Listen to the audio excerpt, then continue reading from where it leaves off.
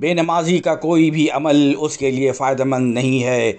اور نہ ہی اس کے اعمال قبول کیے جاتے ہیں۔ شیخ صالح فوزان حفظ اللہ کہتے ہیں،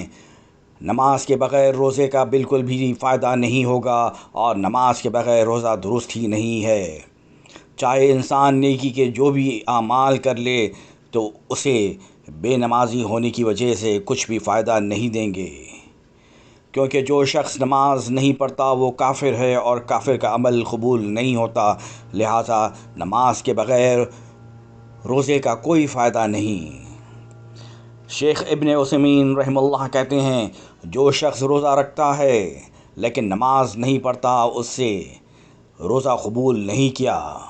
جائے گا، کیونکہ وہ کافر اور مرتد ہے، اس کی زکوٰۃ صدقات کوئی بھی نیکی قبول نہیں کی جائے گی۔ فرمان باری تعالیٰ ہے سورہ توبہ آیت نمبر 54 میں، ان کے صدقات کی قبولیت کے سامنے صرف یہی بات آڑے آئی کہ انہوں نے اللہ اور رسول اللہ کے ساتھ کفر کیا اور وہ نمازوں کے لیے صرف سستی کرتے ہوئے آتے ہیں اور صدقہ دیتے ہیں تو ان کے دل تنگی محسوس کرتے ہیں۔ چنانچہ اگر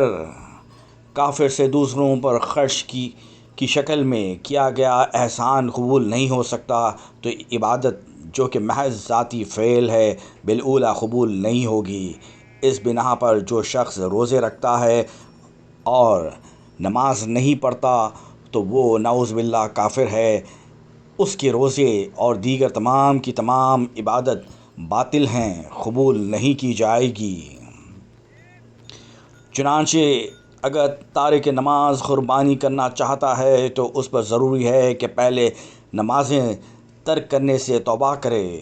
اور اگر وہ اپنی روش پر ڈٹا رہتا ہے تو اسے اپنی قربانی پر ثواب نہیں ملے گا اور نہ ہی قبول ہوگی، اور اگر اس نے خود اپنے ہاتھ سے قربانی ذبح کی تو وہ مردار ہوگی، جسے کھانا بھی جائز نہیں ہے، کیونکہ مرتد کا ذبیحہ مردار اور حرام ہے۔ شیخ ابن عثیمین رحمہ اللہ کہتے ہیں، جو شخص نماز نہیں پڑھتا اس کے ہاتھ کا ذبح کیا ہوا جانور نہیں کھایا جائے گا۔ اس کی کیا وجہ ہے؟ اس لیے کہ یہ حرام ہے، اور اگر یہودی اور عیسائی ذبح